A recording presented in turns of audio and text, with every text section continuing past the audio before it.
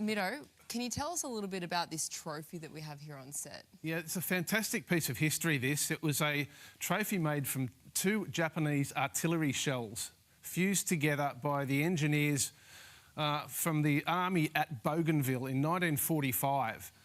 There used to be games played between battalions, interstate games of New South Wales battalions versus Queensland battalions, but at the end of the war, there were about 20,000 soldiers stationed on Bougainville Island in New Guinea waiting for the troop ships to carry them home. So there was a lot of R&R time, a lot of recreation time where they played cricket, they played Australian rules, and they played rugby league.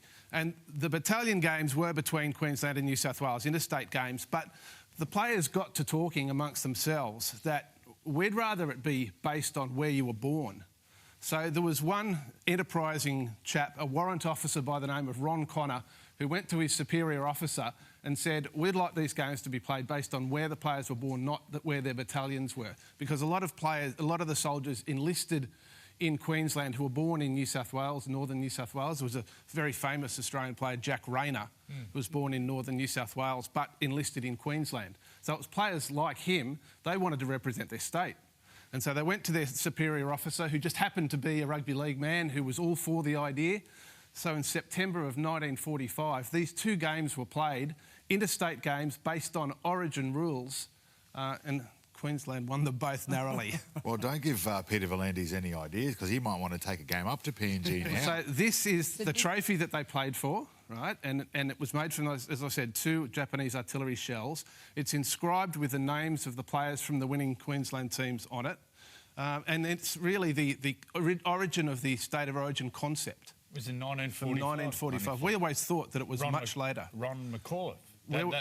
He was the godfather of origin. That's right. We always thought that it was McAuliffe was the brainchild, or the concept of origin had come from Australian rules, but it changes our view of history. How many players, Meadow, that played in that game were sort of NRL quality? Oh, there were quite a lot of well-known players. There was one particular player in the Queensland side, Kelly Brennan, the following year represented Queensland in interstate rugby league in the full-on contest. One of the centres for New South Wales in these games was Doug McRitchie.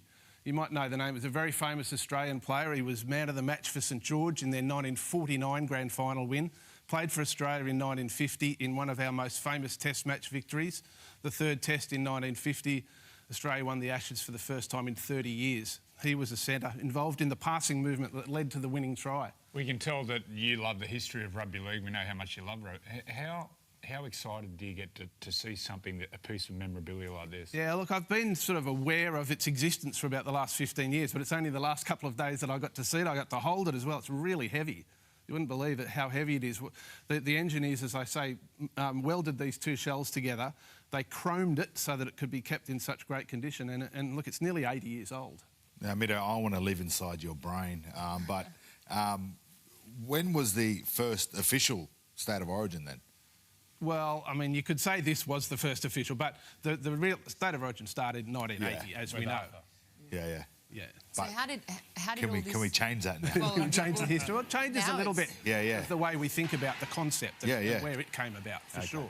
So how did this all come about? We had a gentleman bring this trophy into studio who's part of the army, who's part of the services. How did this all come about? Believe it or not, this has resided in Brisbane in a military museum across the road from the Caxton Hotel for 20, 30, 40 years. And some people from the museum went to the rugby league in Queensland about 10 or 15 years ago and wanted to find out some more information. So that was when some of the historians kicked in and tried to find more information on the games, and there were some reports in newspapers around the time, the Rockhampton Bulletin and the paper in Townsville, which told of the games and all about them. And the big question is, has Alfie Langer drank 4X out of this? Historians lo dis la place. Papa blomina, tumbuna blomia, or been fighting on Thailand, avia, blue blow stablo gromblo you. You've la makina, you've la look out him. 2-year-old tumbuna blow, you've la been, or be more, na samla been Thailand too. Blue blow let be mixed one time and tabla. This lap, yeah.